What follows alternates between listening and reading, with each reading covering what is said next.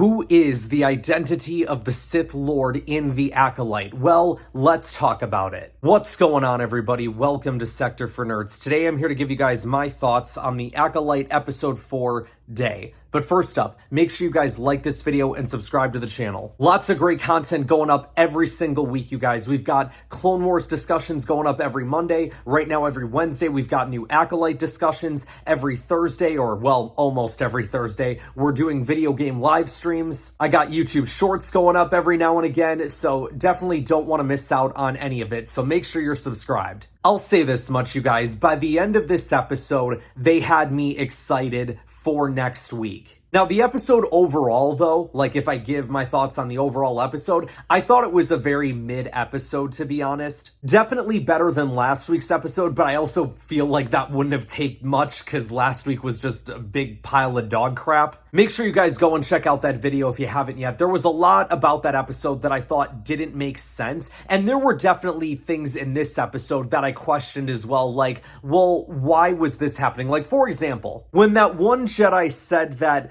oh, you know, we shouldn't talk to the Jedi High Council about this because then they're gonna go and tell the Senate. Which I feel like is a way to basically explain why Yoda isn't in this show. Which I feel like is a little lame. But then I also sat there and thought about it. I'm like, yeah, you know, Master Yoda, the Jedi that during the middle of the Clone Wars told the Jedi Council to hide the discovery that Count Dooku created the clone army. Not anyone could know. Not the Senate, not the Chancellor, not anyone. Or if you even want to take an example from the movies, when Mace tells Yoda, I think it's time we inform the Senate that our ability to use the Force is diminished. And Yoda says, only the Dark Lord of the Sith knows of our weakness. If informed the Senate is, multiply our adversaries' will. I feel like this once again proves that Leslie Headland doesn't understand Star Wars. One part that I did find amusing throughout this episode is when Osha and Jecki are talking about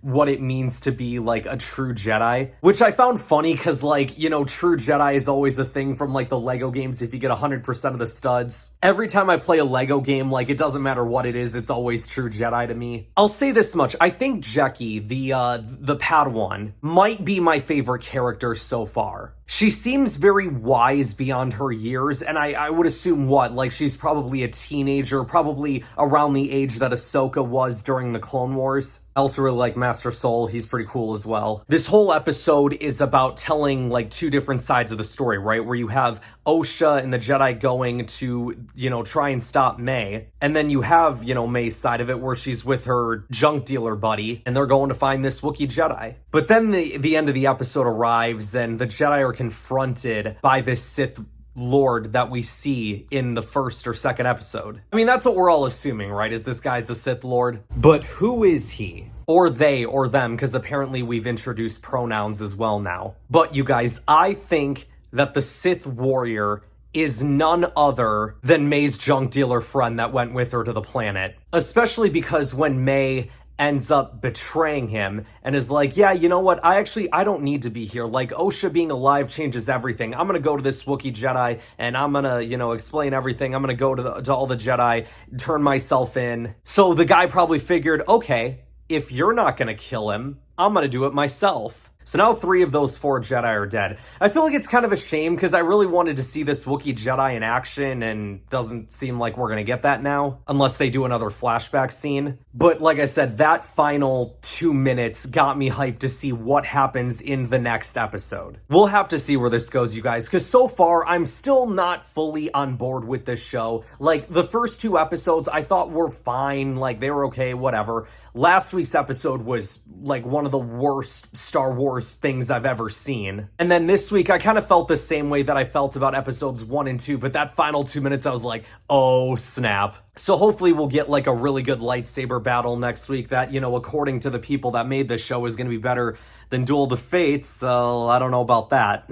One of the things that I always think when it comes to, like, when people promote this show, it's like, okay, we get that you guys worked on the show, you guys have a bias towards it, but, like, let the fans tell you whether or not it's good. Because ultimately, that's really the opinions of the people who matter most anyway, if we're being honest. And so far, there have been a lot of people that haven't liked this show.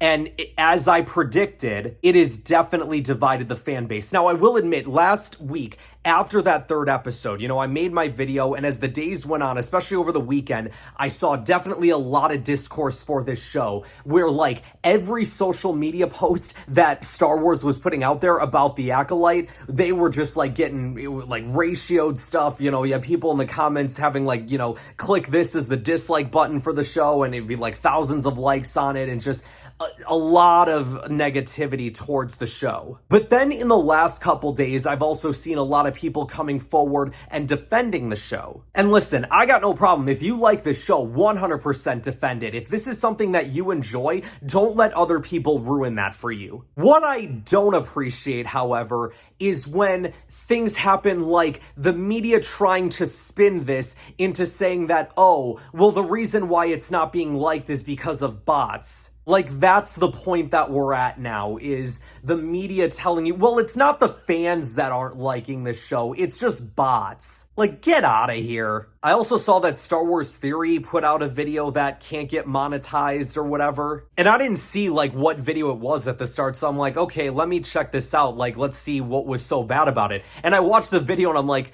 what? All the dude did was give his opinion.